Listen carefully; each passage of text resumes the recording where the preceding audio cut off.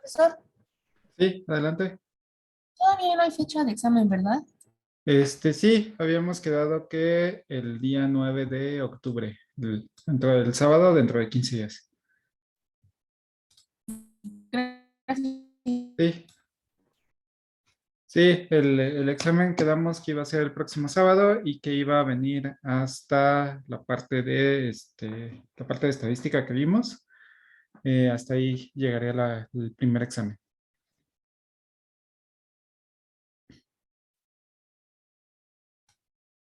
Gracias. Sí, ok. ¿Tienen alguna pregunta hasta el momento?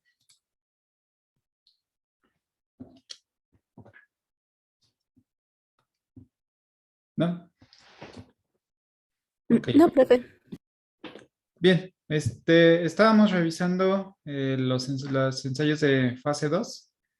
Mencionábamos que para esta parte, como ya son experimentación con pacientes y ya se están haciendo, digamos, expandiendo un poco más cómo va el desarrollo de estos fármacos, mencionábamos que también existían, bueno, esta clasificación para garantizar los resultados. Teníamos que realizar ya sea ensayos ciegos, que estos consisten en que la persona que está encargada de diseñar el experimento, junto con la parte operacional, que puede ser el personal médico o los laboratoristas que están apoyando a la realización de todos estos estudios, tienen conocimiento de qué tratamiento se le está dando a los diferentes pacientes. Aquí ya podemos observar que inclusive ya varios pacientes pueden recibir un placebo, sobre todo para garantizar la eficacia de estos posibles medicamentos que se vayan a formular.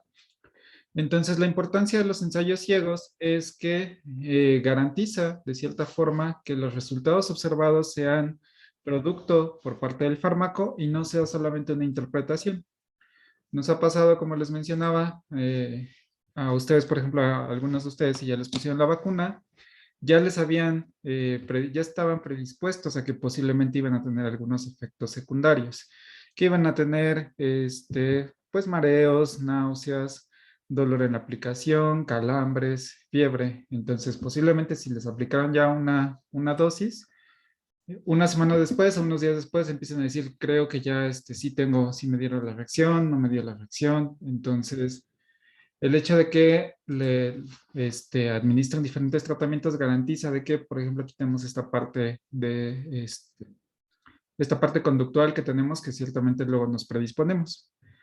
Inclusive, para mejorar este ensayo, se puede hacer un ensayo doble ciego, que, como su nombre lo indica, tenemos dos grupos que no sabemos exactamente qué es lo que están administrando. Es decir, solamente el organizador o el que diseña este experimento tiene conocimiento de cuál va a ser la dosificación, cuál va a ser el tratamiento para cada uno de los grupos. Ni siquiera el personal médico tiene noción de cuál va a ser estos grupos. Esto garantiza también muchas veces porque en los resultados el personal médico puede tomar ciertos resultados o puede generar cierta tendencia dependiendo de qué es lo que se quiere observar. Tal vez inclusive a ustedes les ha pasado cuando están haciendo alguna práctica de laboratorio, si les dicen, por ejemplo, es que este grupo tiene que darles tal efecto o se tiene que observar tal cosa con tal experimento, ustedes ya van predispuestos a observarlo. Posiblemente no haya nada en algunas cosas, por ejemplo, si hacen una reacción colorimétrica, por ejemplo, cuando hacen sus primeras titulaciones con fenolftaleína, dicen es que esto tiene que ser ligeramente rosado, pero no tiene que verse así un rosa mexicano. Entonces, tal vez ustedes están como que intentando ver, dicen, bueno, creo que medio sí le veo algo rosa ahí al frasco, creo que ya está en el punto de equilibrio, pero pues realmente lo único que están haciendo es predisponerse a que realmente ya debe de estar ahí. Tal vez les faltaba 1 o 2 mililitros más para realmente alcanzar ese equilibrio, pero ustedes ya están predispuestos a buscar un resultado. Entonces, si no les dan información o les dan una información limitada sobre cuál va a ser los tratamientos, ustedes van a caracterizar los resultados de acuerdo a cómo los están recibiendo sin generar una tendencia. Entonces, esa es la importancia de hacer los estudios doble ciego, favorecer, digamos, o garantizar un poco más la veracidad de los resultados sin generar este escrutinio que luego nosotros como seres humanos generamos. Entonces, la fase 2A está diseñada para evaluar los requisitos de dosificación y seguridad de los pacientes, mientras que la fase 2B está diseñada para estudiar la eficacia y el monitoreo de los efectos adversos. Es decir, la fase 2A nos dice cuál va a ser el rango de dosis, sobre todo si vamos a garantizar que los pacientes no tengan complicaciones, que sí tenga un tratamiento terapéutico, y la fase 2B se va a encargar principalmente de identificar cuál va a ser el efecto máximo observado, cuál va a ser si presentan o no presentan efectos adversos y a partir de qué dosis o si va a ser un efecto agudo, es decir, que se presenta inmediatamente o tal vez con la exposición o con la diferente dosificación ya vamos a incrementar la presencia de estos efectos adversos. Continuando con la fase 3. La fase 3 es la parte de confirmar la parte terapéutica. Aquí el objetivo es la confirmación de la eficacia y la seguridad. Vemos que incrementamos el número de individuos para evaluar, donde ya exceden hasta los 1000, hasta los 5000.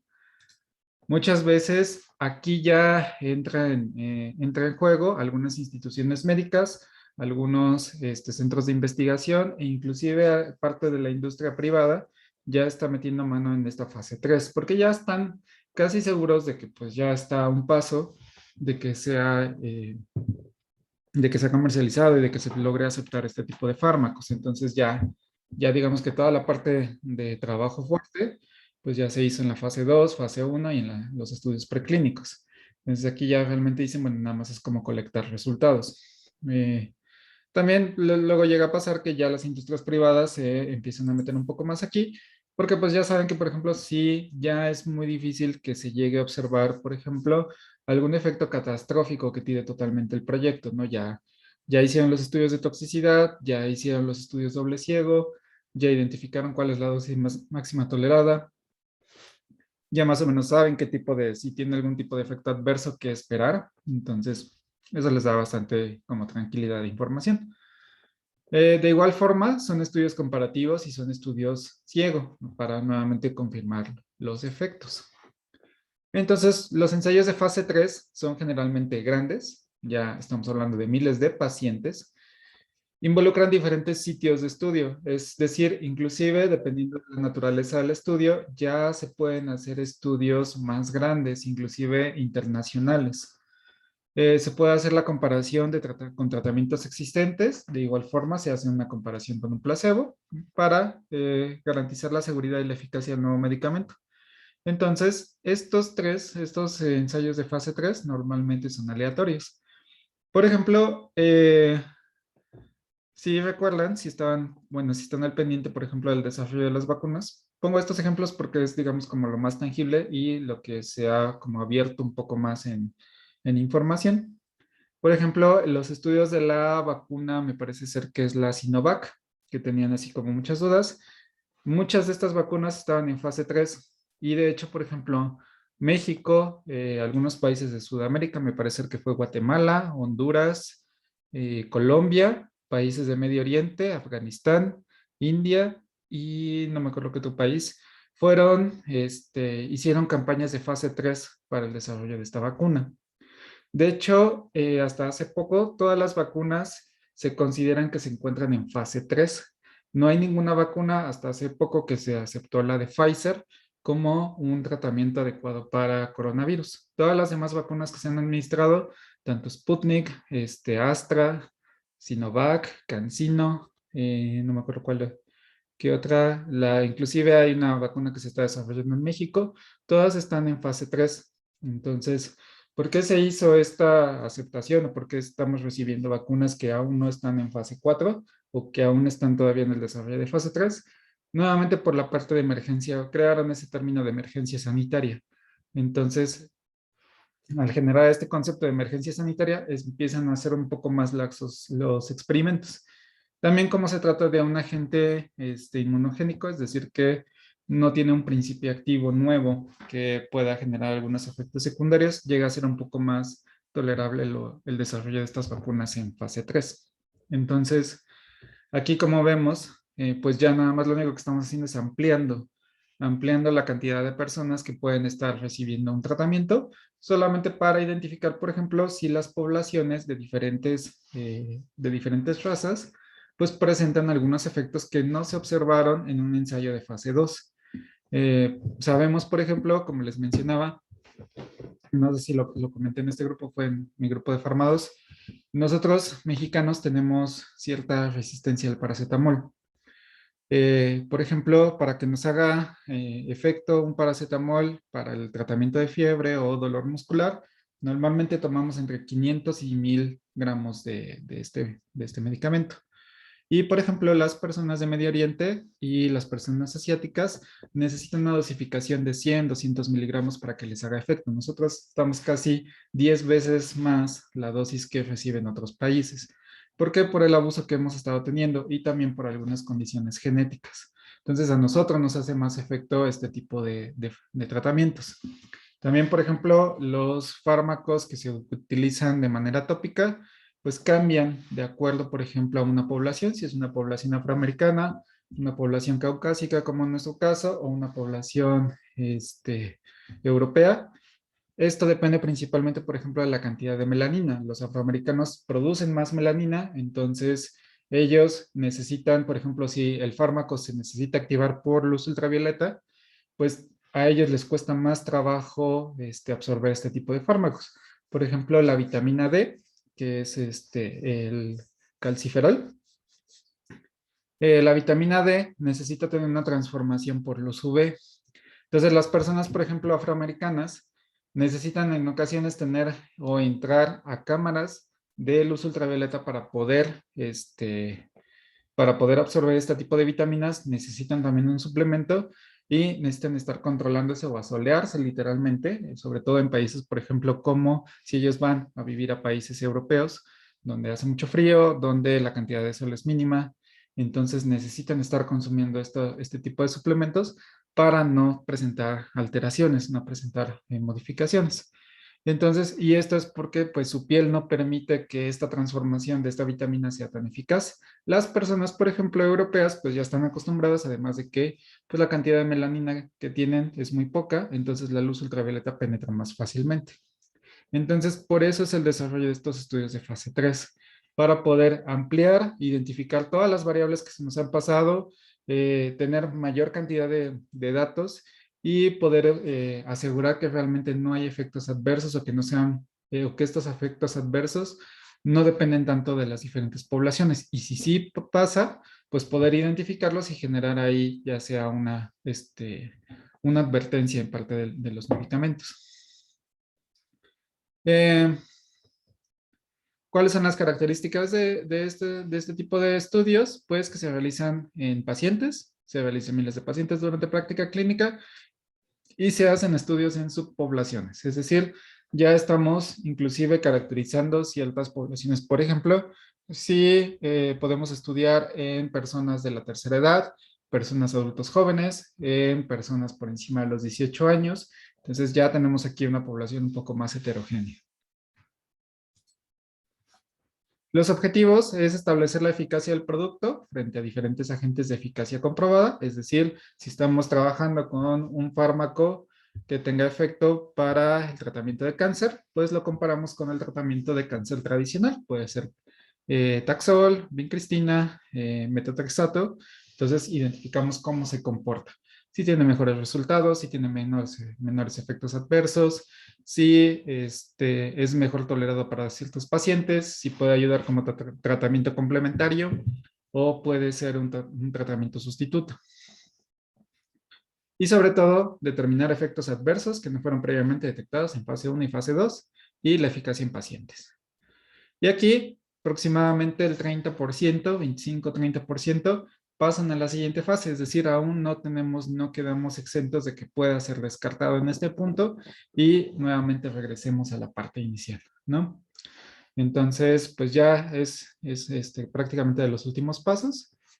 De igual forma, los estudios de fases 3 se hacen con un estudio doble ciego, donde igual solamente la persona que está realizando este experimento, bueno, que está controlando, diseñando este experimento, es quien tiene la información completa de los tratamientos y la dosificación.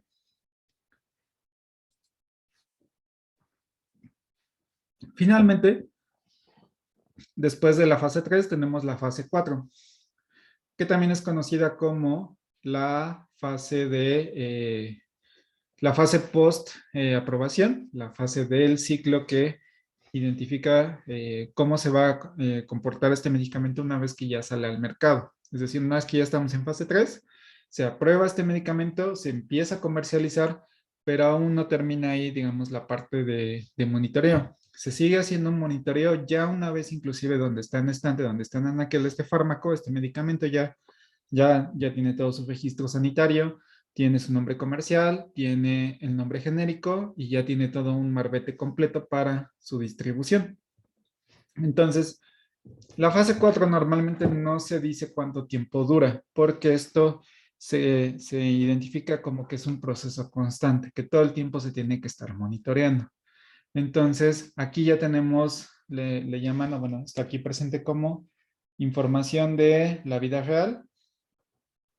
Quiere decir que ya tenemos comportamiento con pacientes que realmente están utilizando este tratamiento. Es decir, actualmente se hace farmacocinética se hace farmacovigilancia o estudios de fase 4 para, por ejemplo, ciertos antibióticos, algunas penicilinas, ciprofloxacino, todo el cisplatino, todos esos fármacos, medicamentos ya están siendo monitoreados por fase 4. Entonces, en los ensayos de fase 4 se llevan a cabo después de que se le otorga la autorización de comercialización y el medicamento es de uso general. Ya lo tenemos en estante, ya lo podemos adquirir en las farmacias. Entonces, se sigue haciendo los estudios en este tipo de medicamentos. También son conocidos como estudios de seguridad posteriores a la autorización. Puede ser que los encuentren como esta forma. Y aquí nuevamente pueden ser también estudios monitoreados para que sean por voluntarios o impuestos por autoridades regulatorias. ¿Qué quiere decir? Por ejemplo, si se aceptó un fármaco que es bastante citotóxico, pero dicen, bueno, es que esta citotoxicidad solamente ocurrió en una población caucásica y solamente ocurrió en una región de Centroamérica, entonces las autoridades dicen, bueno, te lo voy a autorizar porque vemos que la seguridad en las diferentes etnias no generó ningún conflicto, entonces solamente te voy a encargar que hagas un estudio, un escrutinio muy preciso en esta región donde sí observaste toxicidad aguda. Entonces ahí es donde se hace la imposición por parte de las autoridades. Eh, También se puede hacer que se puede utilizar a otras agencias para que hagan estos estudios de farmacovigilancia, es decir, tal vez el laboratorio de Pfizer dice, yo no quiero meterme en estudios de farmacovigilancia, yo tengo mi área de farmacovigilancia, pero quiero expanderlo, entonces empieza a contratar laboratorios de terceros para que puedan hacer este tipo de estudios. Sobre todo para tener, por ejemplo, dos grupos, dos comparaciones y que realmente la información que es provista por el laboratorio que lo diseñó, junto con el laboratorio de terceros, puedan garantizar la seguridad. Entonces, estos estudios de fase 4 recopilan información adicional sobre efectos secundarios, la seguridad, los riesgos, beneficios a largo plazo o que también funciona este medicamento cuando se usa ampliamente. Y esta fase se le denomina como farmacovigilancia. De hecho, actualmente, por ejemplo, muchos de ustedes, debido a que es gran parte del área de trabajo que se está o del campo laboral que se tiene aquí en México, muchos laboratorios reclutan a estudiantes o hay mucho interés por parte de diferentes industrias en realizar estos estudios de farmacovigilancia. Entonces, gran parte del área laboral que está ahí afuera se van a encargar de este monitoreo de fármacos. ¿Qué es lo que hace específicamente alguien de farmacovigilancia? Se dedica a recopilar todos los casos donde se generaron ciertos efectos adversos en los pacientes.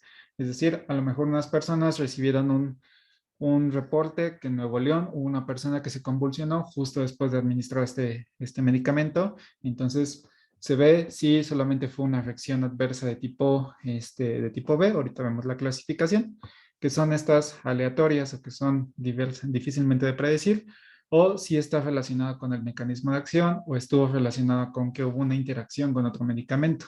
Entonces, las personas de farmacovigilancia se encargan de ir detectando estos patrones para ver cómo podemos relacionar si realmente existe o no una relación entre cierto tratamiento, cierta condición fisiológica o ciertos aspectos genéticos de las personas. También les mencionaba que en ocasiones se llega a confundir los estudios de farmacovigilancia con los estudios de farmacia clínica, donde en farmacia clínica se busca dar el tratamiento adecuado para la persona que tiene una condición secundaria muy específica. Por ejemplo, una persona que tiene hipertensión y además de eso es diabética, ¿cuál va a ser el mejor hipoglucemiante que no le va a generar tantos problemas o que inclusive puede mejorar su condición de hipertensión? Entonces, esa es la parte de farmacia clínica, pero muchas veces lo asocian con farmacovigilancia. Farmacovigilancia solo se encarga de estar monitoreando si no hay efectos adversos por parte de los medicamentos ya de anaquel. Y pues nuevamente las características, gran escala, ya lo mencionamos, y participación de médicos y profesionales de la salud. Es decir, ya aquí realmente son quienes están involucrados.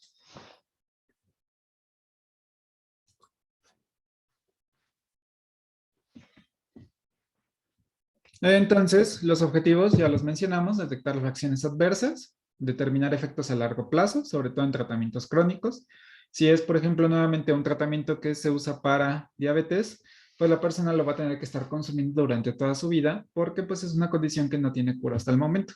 La mayoría de los tratamientos que existen son paliativos, es decir, controlan la enfermedad pero no la van a curar. Entonces, todas esas enfermedades que son paliadas con diferentes medicamentos, pues son los que normalmente tienen estos estudios crónicos. Si es, por ejemplo, una infección, la infección normalmente después de 15 días de tratamiento se llega a erradicar y entonces ya podemos terminar, digamos, la farmacovigilancia hasta los 15 días, tal vez un mes más para ver si no hay un efecto hepatotóxico, pero los efectos de los tratamientos crónicos son los que se están monitoreando constantemente. También es posible establecer indicaciones nuevas para ver, por ejemplo, si se descubrió un nuevo tratamiento, un nuevo mecanismo de acción o una nueva aplicación. Por ejemplo, sucedió un caso de este tipo, fue la aspirina. Bueno, específicamente el ácido acetil salicílico, ¿no? Entonces sabemos que la aspirina es de Bayer. Se utilizó sobre todo para problemas de nocicepción como analgésico.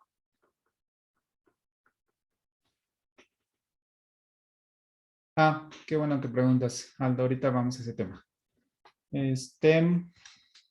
Entonces, Bayer, vimos que se empezó a comercializar la aspirina en los años 30, en los años 50, y el tratamiento indicado era como analgésico. Toda la vida se empezó a utilizar como un agente analgésico.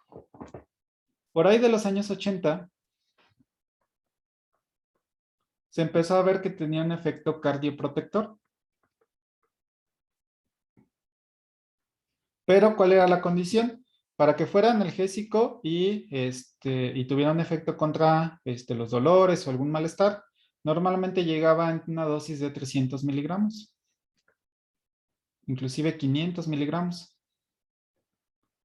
Entonces, 300, 500 miligramos se utilizaba para el tratamiento de dolor, pero también se veía que, por ejemplo, podría reducir los efectos para insuficiencia cardíaca, infarto al miocardio, inclusive para la renovación de plaquetas. Entonces, pero que se vio que se tenía que dar a una dosificación de 100 miligramos. Entonces, con 100 miligramos, ¿qué es lo que podíamos observar? Número uno, a esa dosis no teníamos los efectos adversos que normalmente se presentaban, que en este caso era la presencia de dolor de estómago, úlcera gástrica, algunos problemas renales que podían generar salicilismo, es decir, esta precipitación de salicilatos en orina que llevaba a la formación de cristales y problemas de vías urinarias. No se veía tanto esa dosificación de 100 miligramos. Pero lo que hacía es que a esa dosis, lo que ocurre es que destruye plaquetas. Entonces pueden decirme, pero ¿qué beneficio tiene destruir las plaquetas como un efecto cardioprotector? Lo que ocurre es que si damos una dosis bajas de este ácido acetil salicílico, destruimos las plaquetas en una cantidad muy pequeña, pero que obliga a la médula espinal a formar nuevas plaquetas. Entonces, si por ejemplo nosotros tenemos una condición relativamente sana, por ejemplo ustedes que han estado encerrados durante casi un año, pues realmente los peligros que están ahí afuera, pues son muy pocos. Cuenten ustedes cuando se han cortado de manera importante, que hayan tenido un sangrado, que inclusive les hayan puesto una puntada. Realmente si hacen una recapitulación, no han sangrado por algún tipo de herida en los últimos 6 meses. Entonces, ¿qué es lo que pasa? Que sus plaquetas empiezan a envejecer. Entonces, cuando son necesarias, no van a estar, digamos, con la condición adecuada para poder bloquear una hemorragia. De igual forma, las personas, por ejemplo, que tienen ciertos problemas de obesidad o tienen, por ejemplo, problemas de tono de las arterias, estas plaquetas llegan a empezar a morir y se empiezan a acumular generando un trombo. Es decir, tenemos, por ejemplo, aquí nuestro capilar. Estas plaquetas se empiezan a acumular aquí. ¿Qué es lo que pasa? Que ya el diámetro de nuestra arteria ya se disminuye. Entonces la cantidad de sangre que va pasando por aquí ya va a ser menos. Si este bloqueo se incrementa, pues solamente nos queda este espacio para poder atravesar con sangre. Entonces, ¿qué pasa? Que los tejidos empiezan a sufrir de hipoxia. No les llega la cantidad de sangre necesaria porque no tenemos cantidad de oxígeno adecuado. Entonces, ¿qué hacemos con una tableta de ácido acetil salicílico? Destruimos las plaquetas, renovamos estas plaquetas y evitamos que, número uno, se formen trombos. Hacemos que las plaquetas estén listas para cuando sea necesario y esto ha visto que se puede utilizar como un agente cardioprotector. Obviamente, por eso les dicen, inclusive si alguno de ustedes ha donado, que no tomen aspirina en las últimas 24 o 48 horas, sobre todo para que pues, su sangre no esté deprimida en cantidad de plaquetas. Entonces, ese estudio se logró en 1980. A partir de ahí ya se empezó a recomendar este ácido acetilsalicílico como un agente cardioprotector. Entonces, ahí es cuando se empiezan a hacer los establecimientos de efectos nuevos. Pregunta Aldo que por qué no existe un tratamiento con la insuficiencia renal. De hecho, eso también es lo que nos estamos preguntando.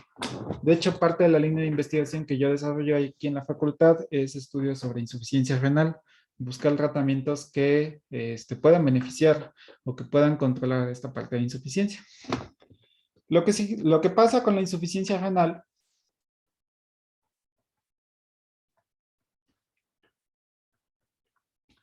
es que esta es derivada principalmente por hipertensión, por diabetes y por obesidad. Sabemos que el riñón, lo que hace, el tejido, tenemos aquí parte del frijolito, tenemos aquí toda la parte de las arterias.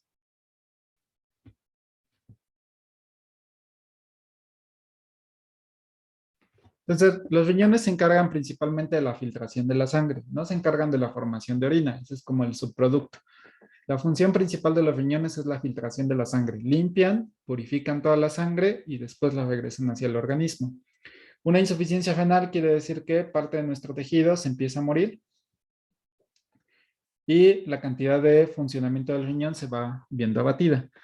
Los riñones son tan eficientes y son tan buenos que inclusive nosotros podemos vivir solamente con un cuarto de riñón, con un octavo de riñón. Es decir, podemos quitarnos uno, dejar muerto 3/4 partes del otro y solamente con ese octavo de la función renal podemos sobrevivir. No quiere decir que vamos a vivir bien, pero vamos a sobrevivir. Entonces, la insuficiencia renal es que tenemos daños en estos tejidos. ¿Cuáles son los efectos o los tratamientos que existen hoy en día? Simplemente se encargan de controlar la tensión arterial. No tenemos fármacos que hayan tenido una eficacia sobre el mejoramiento de la función renal. Muchos de los tratamientos que actualmente están disponibles, tanto para insuficiencia renal, úlcera gástrica, problemas cardiovasculares, solo se encargan de bloquear el funcionamiento. No se encargan de mejorar el proceso fisiológico de estos órganos. Entonces, realmente esa es una de las razones que no existen, que no se han estudiado. A lo mejor los primeros que se vieron no dieron los efectos adecuados. También no había mucha información sobre el funcionamiento renal, entonces no se tenía mucho conocimiento de cómo poder mejorar este proceso fisiológico. Entonces, ¿qué fue lo más fácil que se hacía? Dicen, bueno, si vemos que, por ejemplo, cantidades de glucosa importantes que se filtran en los riñones todos los días en una persona diabética son los causantes de esta insuficiencia renal, pues vamos a controlar la glucosa. No vamos a mejorar el riñón, solamente vamos a controlar la diabetes. Si se ha visto que, por ejemplo, en personas con obesidad tienen gran cantidad de disposiciones de lípidos, dicen, bueno, vamos a quitar estos lípidos para que la cantidad de oxígeno que llegue a los diferentes tejidos sea la adecuada y los riñones no estén estresados con una baja filtración de sangre, una sangre demasiado contaminada. Entonces, eso es lo único que se ha intentado hacer con el tratamiento de insuficiencia renal. Se busca controlar las enfermedades asociadas, pero no ha habido mecanismos que se enfoquen principalmente sobre el funcionamiento de estos órganos. Entonces, eso fue como una de las principales características, que no conocemos cómo funciona bien, entonces lo más fácil es atender las otras enfermedades que sí se conocen mucho mejor. Pero el problema es que la insuficiencia renal está creciendo nuevamente de manera indirecta por el crecimiento de estas patologías asociadas. No sé si contesté tu pregunta, Aldo.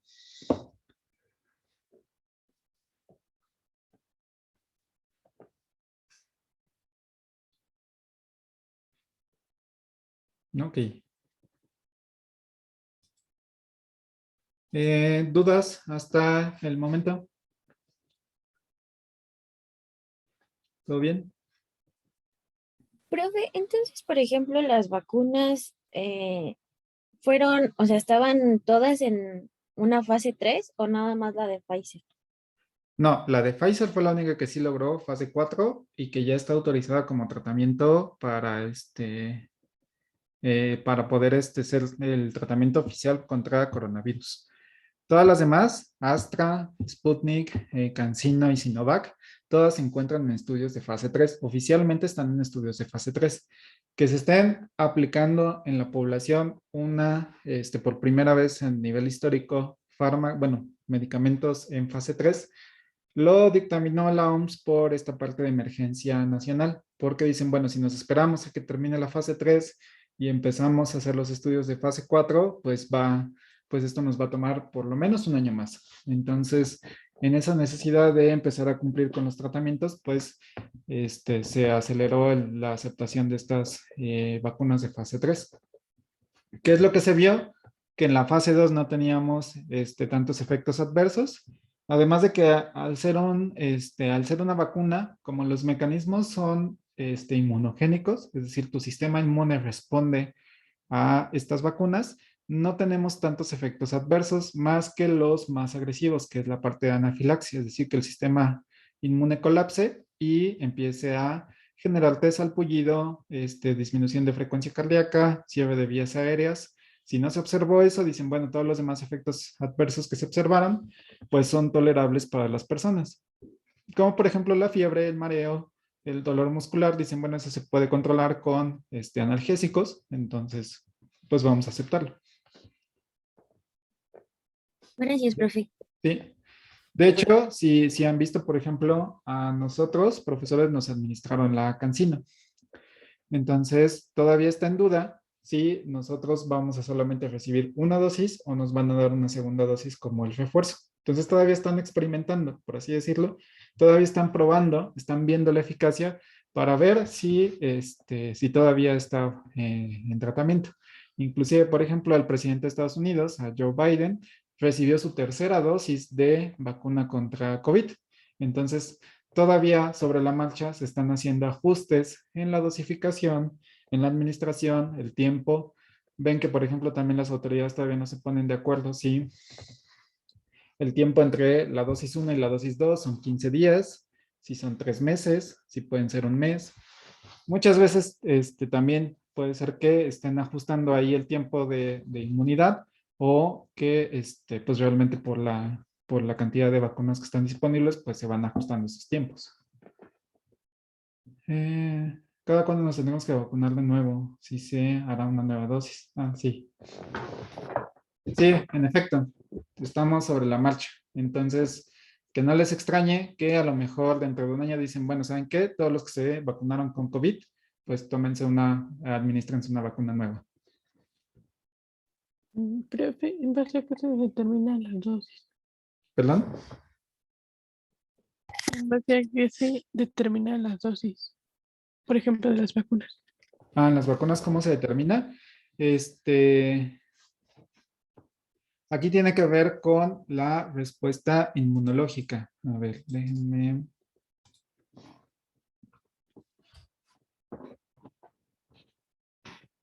Ok, entonces, bueno, esto lo van a ver mejor en inmunología, pero pues les vamos a dar una breve.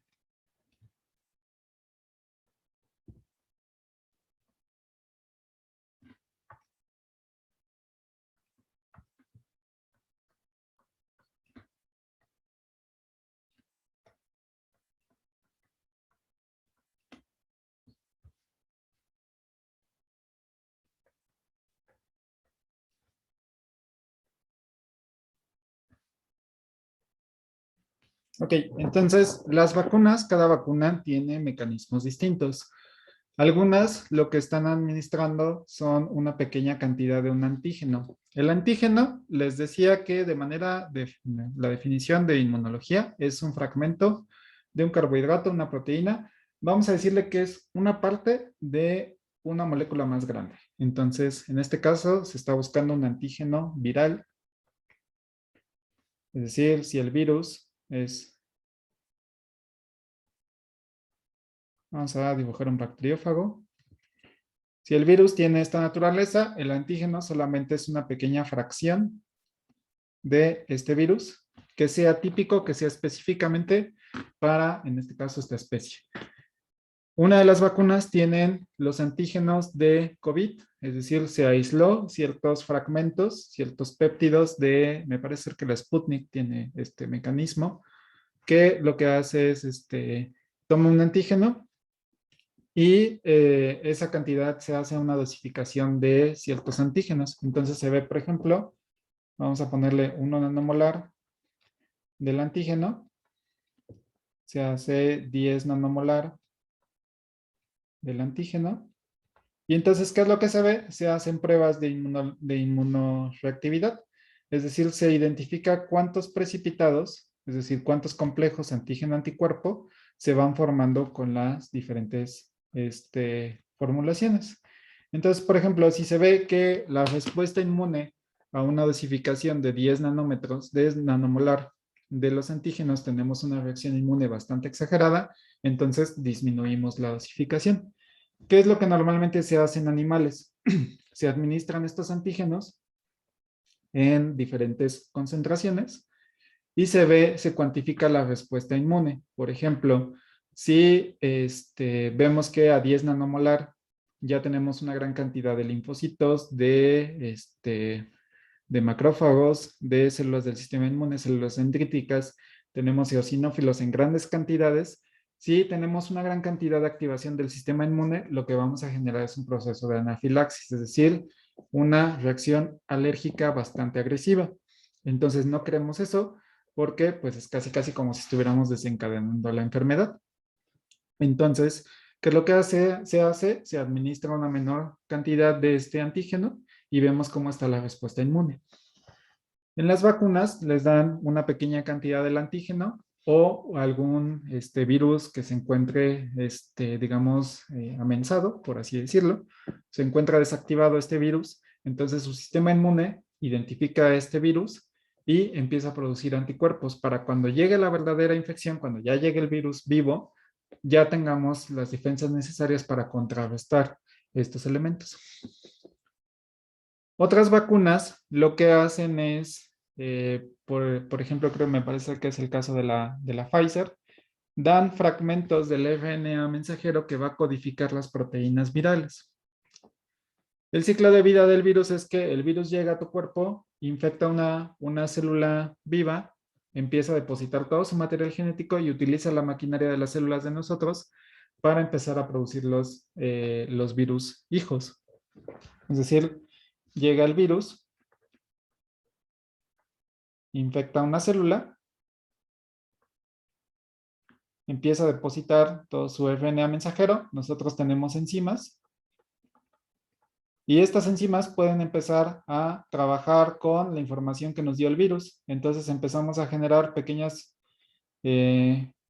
virus dentro de nuestra célula. Estos virus llegan a ser demasiado agresivos, revientan la célula y ya tenemos nuevos virus dentro de nuestro organismo. Y entonces el ciclo continúa. Estos virus infectan a otra célula y continúa con el ciclo de vida. ¿Hasta cuándo se previene esto? Hasta que detecta ya la cantidad de virus es tan grande que las células del sistema inmune llegan y empiezan a matar a los virus. Pero para que esto que ya pasó, ya tenemos más cantidad de virus de las células tenemos más cantidad de virus que las células del sistema inmune. Entonces, ¿qué es lo que hacen las vacunas con mRNA? Identifican estos fragmentos de RNA para bloquearlos antes de que exista la proliferación muy grande de estos virus. Entonces, son los dos mecanismos que existen actualmente. ¿Se pueden combinar vacunas? Sí se pueden combinar vacunas, todavía se está en estudio. Sí, no hay tantos efectos, pero si tienen mecanismos distintos, se pueden combinar. Si tienen mecanismos iguales, se pueden como complementar. Por ejemplo, si la vacuna de Sputnik tiene un mecanismo del antígeno y a lo mejor la vacuna Sinovac tiene el mismo antígeno, entonces sí se pueden combinar. Si son mecanismos distintos, hay algunos estudios que dicen que sí, puede reforzar la parte de la inmunidad. Otros dicen que todavía no está comprobado, como para que te dé una reacción alérgica bastante severa. Esta información yo creo que la vamos a tener ya más completa en los próximos meses, que ya se tengan más estudios o que realmente nosotros demos la información de los estudios de fase 4, porque técnicamente estamos haciendo eso. Somos la experimentación en fase 4, entonces ya que demos toda la información, van a empezar a ir sesgando más estos datos.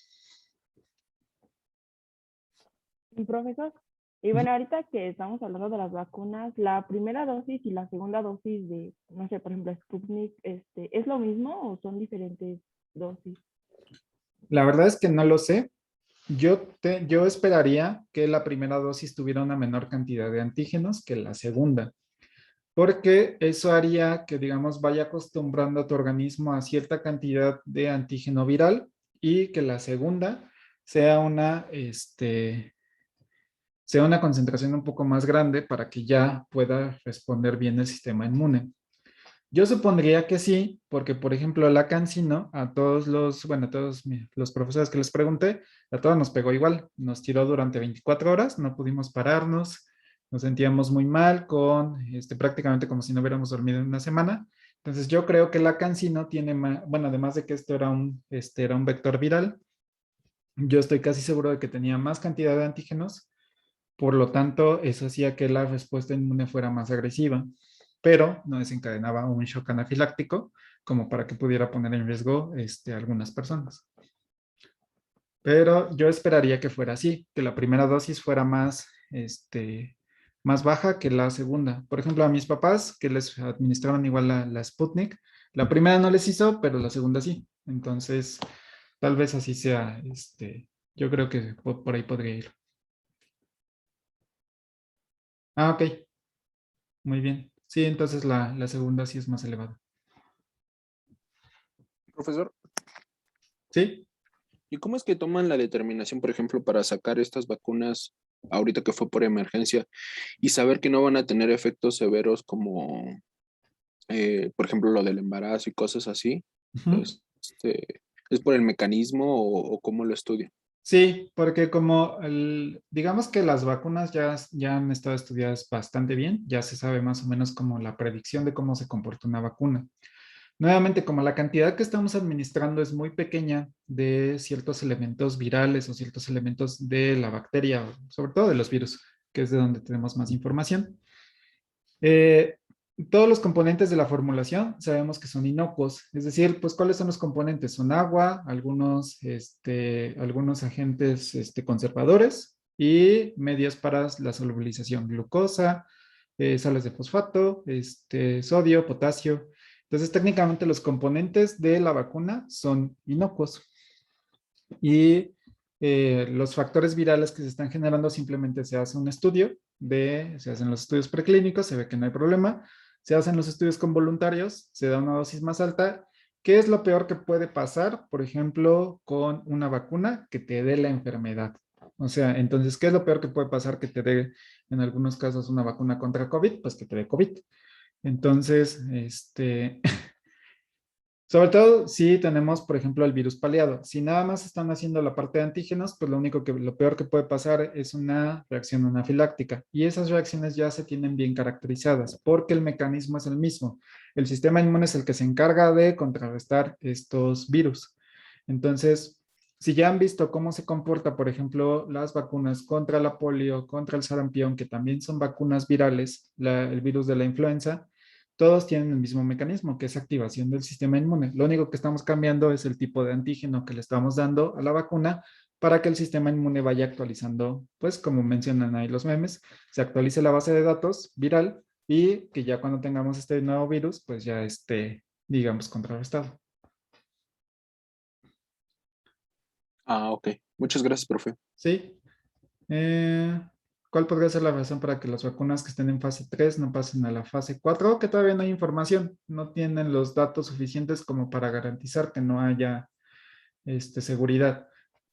Por ejemplo, a lo mejor dicen es que no van a generar efectos secundarios, no van a tener, o en el 80% de las personas van a generar fiebre, y pues resulta que nada más en el 60% resultó fiebre, o dicen es que no van a generar problemas musculares y a lo mejor a una persona le dio calambre, entonces todavía no tienen la información tal cual como para decir estas son las probabilidades de que te dé fiebre, esta es la probabilidad de que te dé dolor muscular, esta es la probabilidad de que te dé un shock anafiláctico y esta es la probabilidad de que te dé o que tenga una reacción, por ejemplo, en mujeres embarazadas.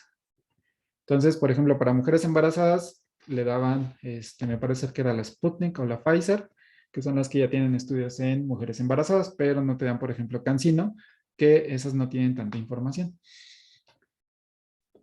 O tal vez, por ejemplo, en el caso de la CanSino, lo que alegaban mucho es que era la eficacia contra el virus, contra la infección, era muy baja, aunque sí evitaba que tuvieras esta protección para efectos severos de la infección viral, pero la eficacia contra la primera exposición pues era muy baja. Entonces, esos niveles de eficacia como que todavía no están tan bien corroborados y por eso no los aceptan para fase 4.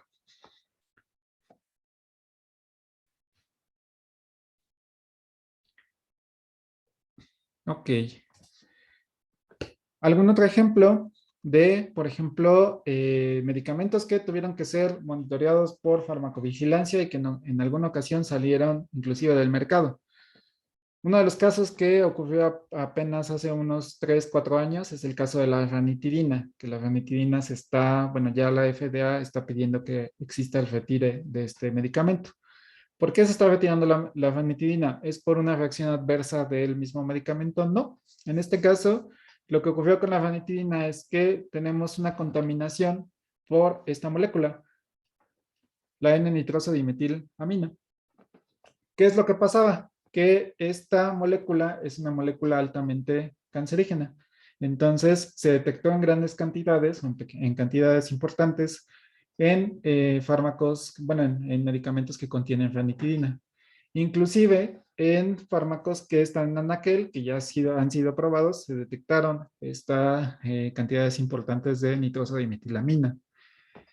Un grupo de investigación se dedicó a elucidar de dónde provenía esta nitrosodimetilamina, porque, bueno, dicen, bueno, por parte de la molécula como tal, pues no se ve sí podemos ver elementos que están relacionados. Por ejemplo, aquí tenemos la urea, que tenemos aquí los dos nitrógenos. Este oxígeno, dicen, bueno, viene del nitro. A lo mejor hay una reacción,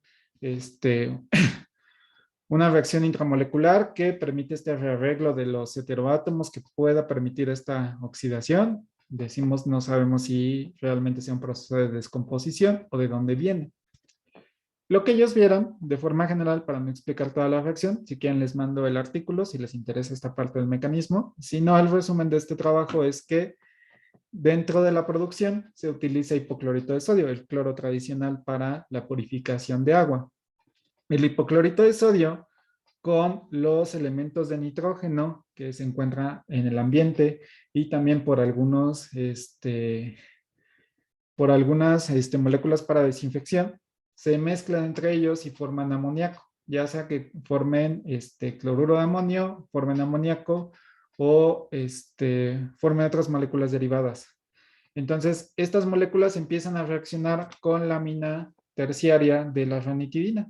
Entonces, eventualmente aquí describen cómo va todo el proceso y cómo eventualmente en condiciones de temperatura ambiente se empieza a formar esta nitrosodimetilamina. Entonces, se empieza a descomponer este fármaco, inclusive en anaquel.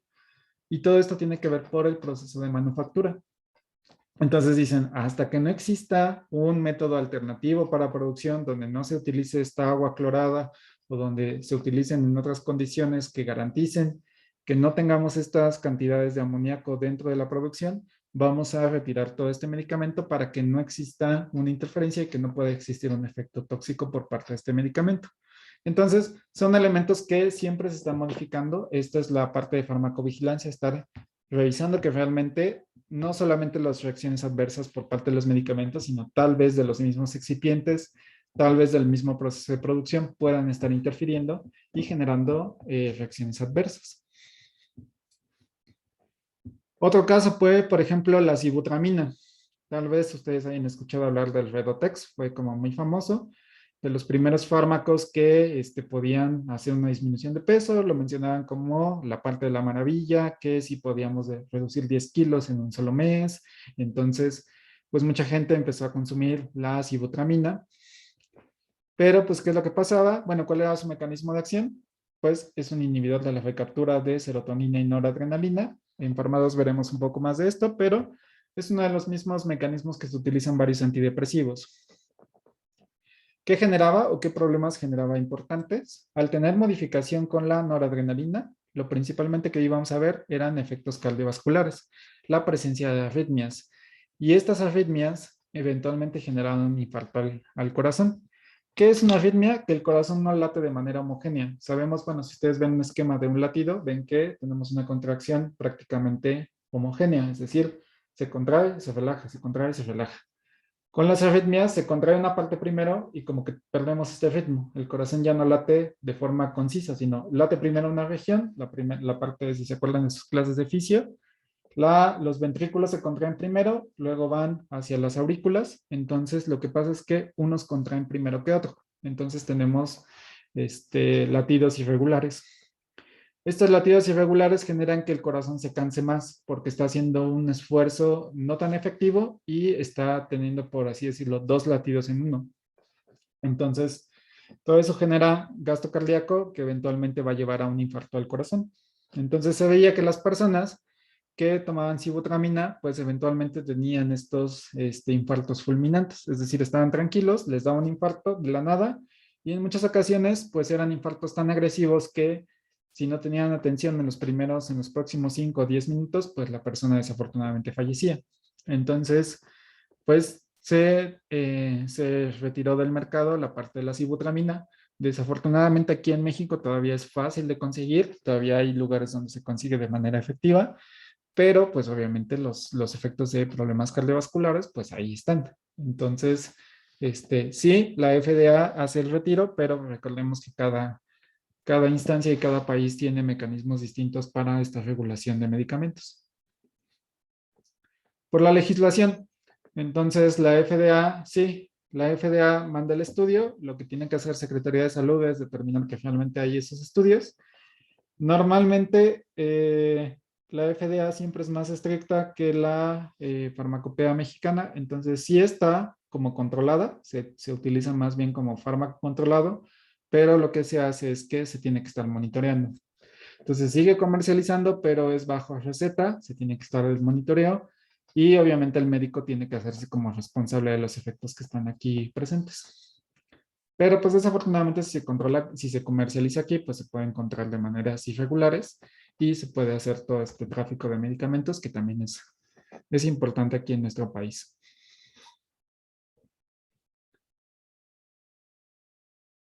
Y pues también tiene que ver, por ejemplo, con los contratos que existen entre las farmacéuticas pues eventualmente son negocios y son negocios importantes. Entonces van a hacer las farmacéuticas todo lo posible para que no lo saquen del mercado.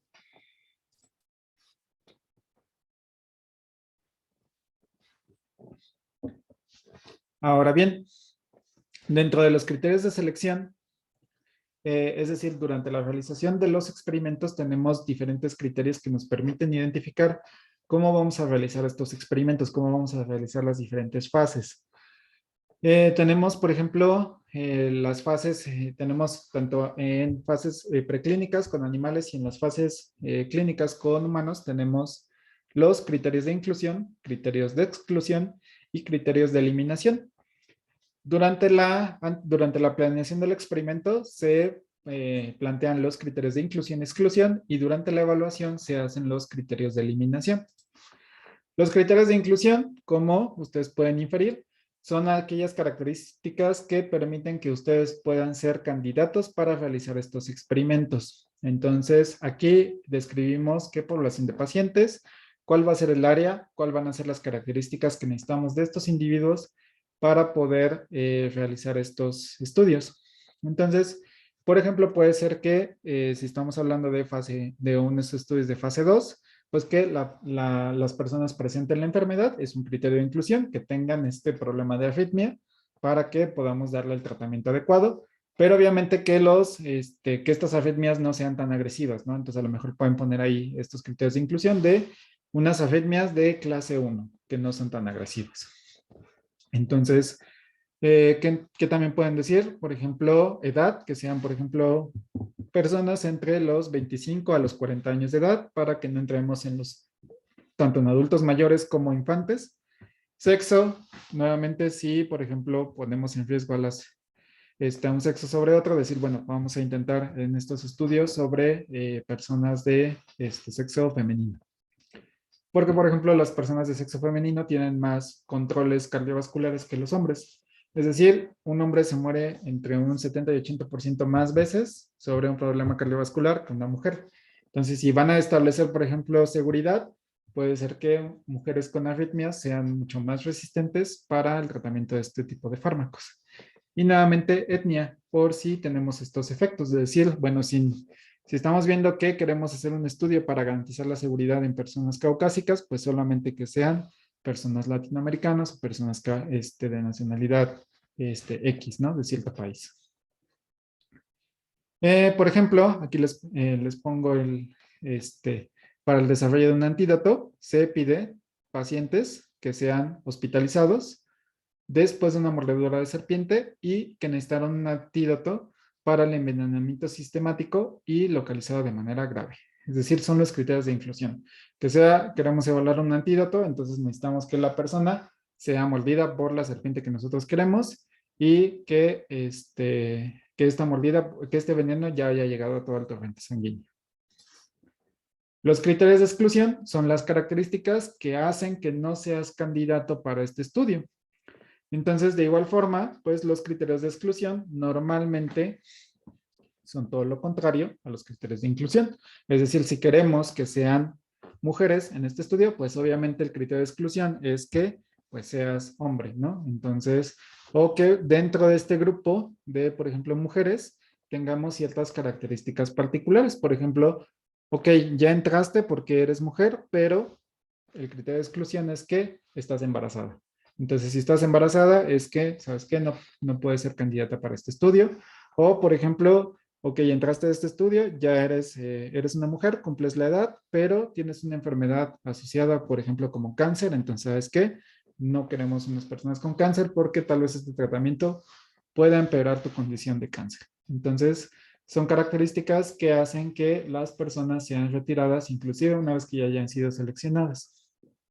Entonces, continuando, por ejemplo, con el estudio de mordeduras, ¿cuál sería un criterio de exclusión? Dicen, bueno, ya tenemos la persona hospitalizada, pero hay que ver que, uno, no esté embarazada, que no sea ni un niño ni una persona de tercera edad, que no haya recibido algún otro tipo de tratamiento, en este caso el antídoto, y que no tenga problemas cardiovasculares como sibilancias o estos silbidos por vías aéreas o corazón, que no tenga hipertensión y no tenga problemas cardiovasculares. Y sobre todo, que no tenga alergias sobre la epinefrina. ¿Por qué? Porque pues obviamente si la complicación pasa de que el veneno avanza y el antiveneno o el antídoto no tiene efecto normal, pues ¿cuál es el mecanismo de emergencia? Pues darle una dosis de epinefrina. Entonces, si esta persona tiene una reacción adversa a la epinefrina, pues obviamente pues vamos a poner en riesgo su salud porque ya estamos induciendo a que tenga un shock anafiláctico, ¿no? Entonces, más o menos sí va quedando esta parte de criterios de exclusión, es decir, son aquellas características que hacen que no seas candidato, que puede ser desde el inicio o que inclusive puede ser ya dentro del grupo que fuiste seleccionado. Y los criterios de eliminación son aquellos que se van a presentar a individuos ya que están en el transcurso, pero ocurrió algo durante la experimentación. Entonces, eso hace que pues ya seas retirado de este experimento. Normalmente son circunstancias que ocurren durante el ensayo. Si el ensayo es muy largo, por ejemplo, puede ser que no está asistiendo a las citas que se le están solicitando. La persona solicitó retirarse del estudio. Por ejemplo, las personas empezaron a recibir efectos secundarios bastante graves, entonces ya no son candidatos, o sufrió una cirugía durante la experimentación, entonces ya no tiene, ya los datos ya no son válidos porque ya está entrando en juego una patología más grande. Entonces son interferencias que causan que los individuos ya sean retirados de este experimento. Por ejemplo, aquí tenemos un estudio longitudinal con la vigilancia mensual durante un año. Los pacientes que dejaron de acudir por cualquier causa, ya sea que fallecieron, se cambiaron de domicilio, no quisieron continuar participando con este estudio, son eliminados del estudio, es decir, ya no se contabilizan sus resultados. Entonces, son retirados aquí. ¿Qué otras características son importantes? Si los individuos son sensibles o son resistentes. Si son resistentes, quiere decir que no va a haber efecto, pero no por la naturaleza del tratamiento, sino porque los mecanismos biológicos de esta persona hacen que el tratamiento no sea lo más adecuado para él y genera cierta resistencia. Y en el caso de que el individuo sea sensible, quiere decir que va a presentar efectos adversos, pero nuevamente no por los efectos inherentes del medicamento, sino porque él es muy sensible a este tratamiento. ¿A qué nos referimos, por ejemplo, de esta resistencia y sensibilidad? Vamos a poner un ejemplo, tal vez no de medicamentos, sino de la vida diaria. La resistencia al alcohol tiene que ver con una enzima que se denomina etanol deshidrogenasa. Entonces, hay personas que tienen altas concentraciones de etanol deshidrogenasa, que ¿qué es lo que hace? Tenemos, por ejemplo, etanol. Tenemos la etanol deshidrogenasa, que lo convierte a etanal o acetaldehído, ¿no?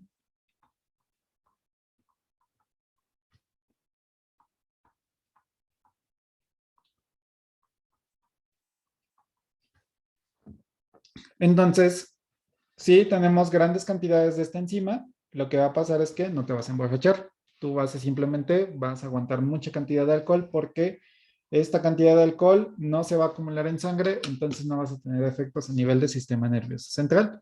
Entonces tu metabolismo lo metaboliza de manera acelerada. Por ejemplo, nuevamente las personas asiáticas tienen muy poquita cantidad de etanol deshidrogenasa. Entonces las personas asiáticas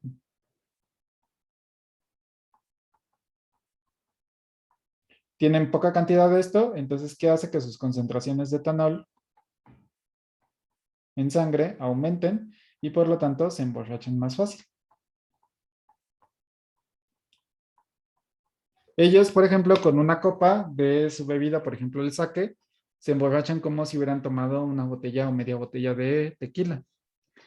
Entonces, esas personas son sensibles porque tienen una modificación fisiológica que hace que la cantidad de alcohol que están consumiendo, que no es suficiente como para generar un emborrachamiento promedio, hace que se acumule más rápido y que ellos tengan los efectos presentes mucho más evidentes, que en este caso es que se emborrachen de manera prematura.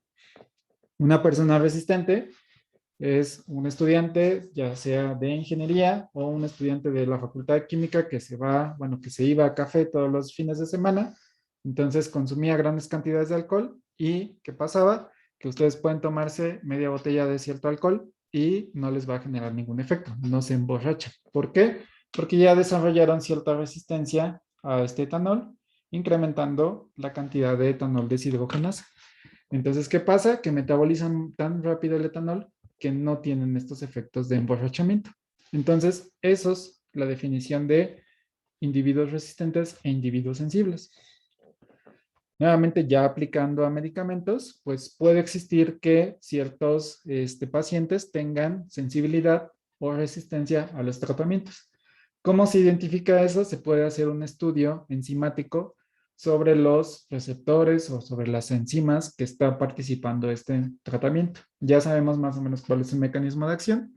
Entonces decimos, bueno, si esto tiene que ver por una enzima, una lipasa pancreática, analizamos cuánta lipasa pancreática tiene esta persona y vemos que pues su cantidad de lipasa es muy elevada, entonces dicen, bueno, esto hace que sea resistente a este tratamiento, entonces vamos a descartarlo. O a lo mejor esta persona viene de una enfermedad que pues hace que tenga una muy poca cantidad de lipasa pancreática, entonces esta persona es sensible, por lo tanto vamos a también a descartarlo. Entonces son algunos criterios de eliminación. Y también otros criterios pueden ser reacciones adversas que estén causadas por el tratamiento. Entonces son algunas de las condiciones que hacen que unas personas sean eliminadas de los diferentes estudios. Todos estos criterios se van realizando desde los ensayos preclínicos hasta los ensayos de fase 4. Entonces todo el tiempo se tienen que determinar cuáles son todos los criterios de inclusión, eliminación y de exclusión. ¿Hasta aquí alguna pregunta? Profe, entonces al realizar todos estos criterios, ¿podríamos más o menos darnos una idea de cuál podría ser la variabilidad del fármaco? O sea, ¿cómo podría actuar en una población? Sí, o sea, tú ya tienes más o menos, ya tienes una idea de qué es lo que puede estar afectando y de qué acciones podrían ser como consideradas con cautela. Puedes decir, yo he visto que en mis ensayos preclínicos, pues sí he visto que tienen problemas hepáticos. Entonces no le voy a pedir o no voy a poner un criterio de exclusión, que sea una persona que consuma alcohol, que consuma muchos medicamentos o que tenga cirrosis. Esos van a ser mis criterios de exclusión, porque yo ya había visto que mi fármaco generaba daños hepáticos. Entonces no quiero poner en riesgo la salud de esta persona, o yo sé que los resultados que me dé esta persona con cirrosis no va a ser adecuada, porque pues me va a interferir con los resultados que yo quiero observar. Bien, gracias. ¿Sí? ¿Alguna otra pregunta? ¿No? ¿Todo bien? Ok, bueno, nos quedan todavía 15. Vamos a empezar a revisar un poco acerca de las reacciones adversas. Entonces, primeramente para entrar en esta parte de reacciones adversas, hay que ver qué tipos de efecto tenemos en los diferentes fármacos. Tenemos el efecto deseado, que es lo que siempre buscamos, un efecto deseado por parte de un tratamiento. Entonces, esto nos da efectivamente el efecto terapéutico. Entonces, ya sabemos qué es lo que queremos. Entonces, eso es lo que estamos buscando, el efecto terapéutico. Sin embargo, normalmente no es así. Casi nunca vamos a encontrar un medicamento o un fármaco que solamente nos dé el efecto deseado. Puede siempre haber presentes algún tipo de efecto no deseado. Y esto va a ser dependiendo si es nocivo o no nocivo. Es decir, si genera un daño a la persona o si no genera un daño. Si puede generar un daño, puede ser una reacción adversa hacia un medicamento. O también puede ser un efecto tóxico. Entonces hay que ver cuáles de estas dos y dependiendo de ciertas características podemos clasificar uno u otro. Si es un efecto no nocivo, puede ser un efecto secundario o puede ser un efecto colateral. Ahorita vamos a ver cuál es la diferencia. Normalmente los efectos secundarios y colaterales llega a ser un poquito difícil identificarlos y ya poco a poco algunas instancias como que ya están fusionando los conceptos, pero vamos a explicarlos separados por si todavía encuentran literatura que los clasifique de manera independiente. Vamos a empezar con los efectos colaterales. Los efectos colaterales son efectos no nocivos, no deseados. Es un efecto no intencionado del producto farmacéutico que se produzca con dosis normales utilizadas en el paciente y que está relacionado con las propiedades farmacológicas del medicamento. Es decir, también se cree que este fenómeno no es intencionado y que no existe sobredosis evidente. ¿Qué quiero decir con todo esto? Que no estaba ocasionado porque una persona tomó más dosificación, que no intentó, vamos a llamarlo así, no intentó suicidarse. Por ejemplo, el fenómeno no es intencionado, es decir, yo no quise generarme ese efecto. Entonces, son derivados del producto farmacéutico y, sobre todo, que está relacionado con las propiedades farmacológicas del medicamento. Entonces, ¿qué quiere decir esto? Quiere decir que el mecanismo de acción de ciertos medicamentos puede hacer que interactúen en diferentes regiones del organismo. Por ejemplo, tenemos los efectos hipnóticos por administración de antihistamínicos y de benzodiazepinas. Los antihistamínicos, como su nombre lo indican, van a actuar sobre los receptores de histamina. Los receptores de histamina los vamos a encontrar en células del sistema inmune.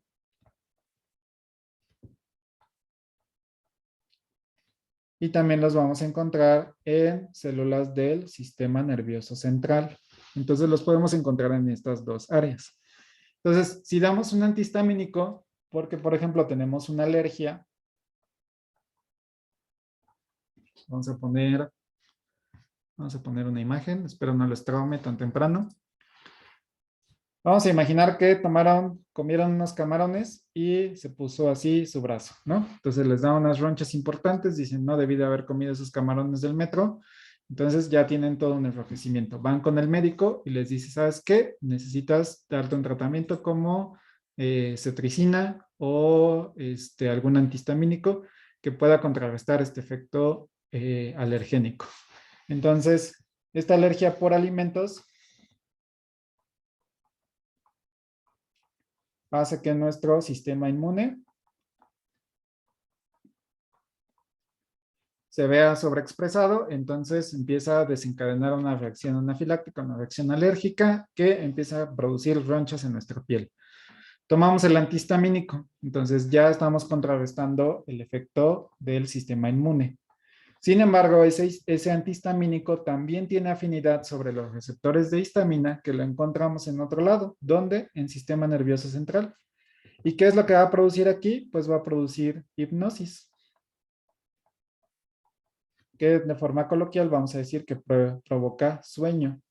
Entonces, muchas veces, por ejemplo, si ustedes toman loratadina, si ustedes toman cetridina, toman, ay, se me fue el nombre de otro antihistamínico. No recuerdo, pero se los investigo. De todos los antihistamínicos, normalmente les van a generar algún tipo de sueño. Entonces se los toman y 2 horas después ya están así que no aguantan, no pueden mantener los ojos despiertos. Tiene que ver por los mecanismos de acción. Entonces, ese es un efecto colateral.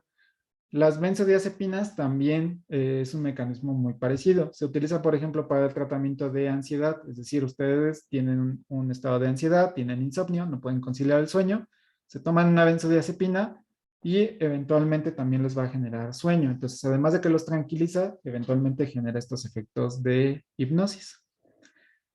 ¿Qué otro ejemplo también tenemos? El mareo por algunos fármacos anticolinérgicos. Por ejemplo, se pueden tomar, tienen un dolor abdominal.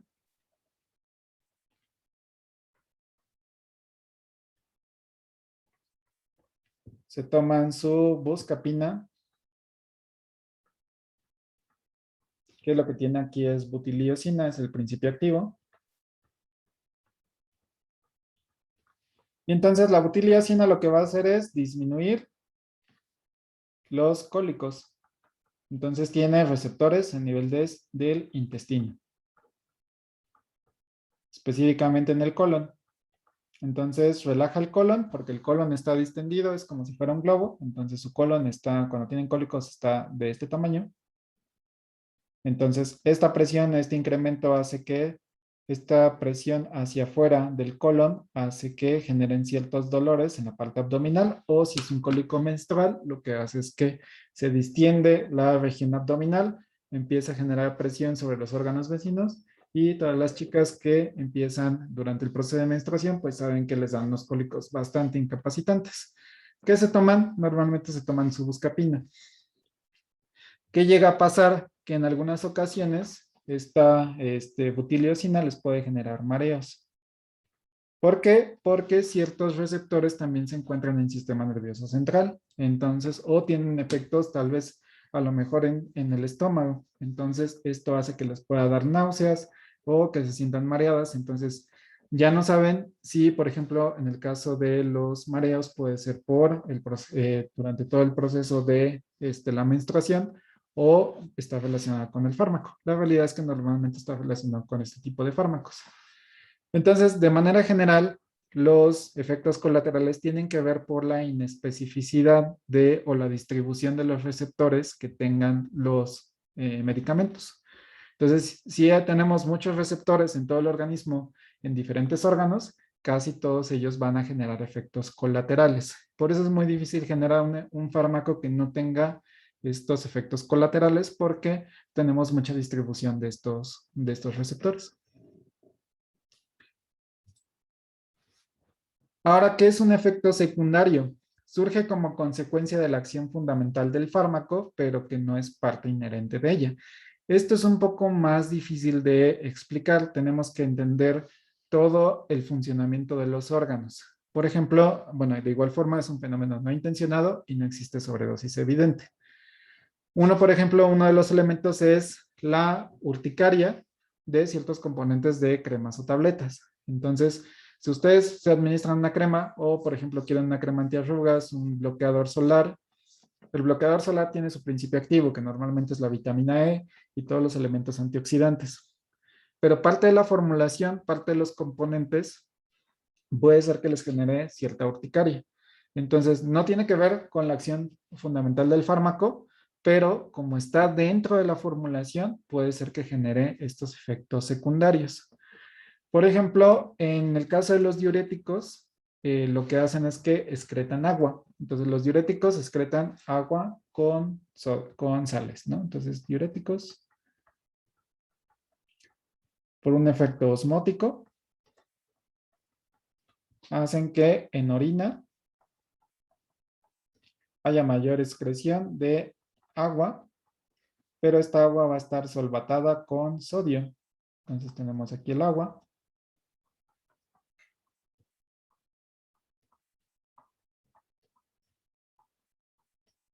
Entonces, ¿qué pasa? Los diuréticos normalmente dicen, bueno, vamos a expulsar una gran cantidad importante de agua, pero la realidad es que todos los iones se encuentran solvatados, se encuentran rodeados por estas moléculas de agua. Entonces, por cada molécula de agua, por cada cierto grupo de agua, vamos a estar eliminando ciertos iones. Entonces, eventualmente van a generar un desbalance en la cantidad, o tenemos una deshidratación importante en cuestión de la cantidad de iones que podamos observar. También, por ejemplo, en el caso de diarrea, cuando ustedes les dan un tipo de diarrea, pues ahí va arrastrado gran cantidad de agua, pero al mismo tiempo van solubilizados ciertos iones. Entonces, por eso normalmente cuando ustedes tienen una diarrea fuerte, les dicen tómense un suero para restablecer todos estos iones que están perdiendo. Entonces, vemos que los diuréticos se encargan de excretar agua, pero ellos no pueden controlar que realmente por procesos físico-químicos podamos hacer la excreción de ciertos otros elementos. Entonces, esos son los efectos secundarios, que no está directamente relacionado con los con el efecto terapéutico de los medicamentos, pero ciertas propiedades o ciertas características funcionales hacen que generen algunos efectos no deseados. Otro ejemplo puede ser la pérdida de peso por las anfetaminas. Esto tiene que ver porque las anfetaminas, si bien mejoran la concentración de las personas, pero al mismo tiempo aceleran el metabolismo. Entonces, al tener este aceleramiento del metabolismo, hacemos que perdamos más cantidad de grasa, más cantidad de carbohidratos y eso hace que tengamos una disminución de peso. Entonces, vamos a dejarle hasta aquí para continuar con este tema en la siguiente clase. No sé si haya una pregunta al respecto y si no, nos vemos ¿qué es? La siguiente semana, lunes.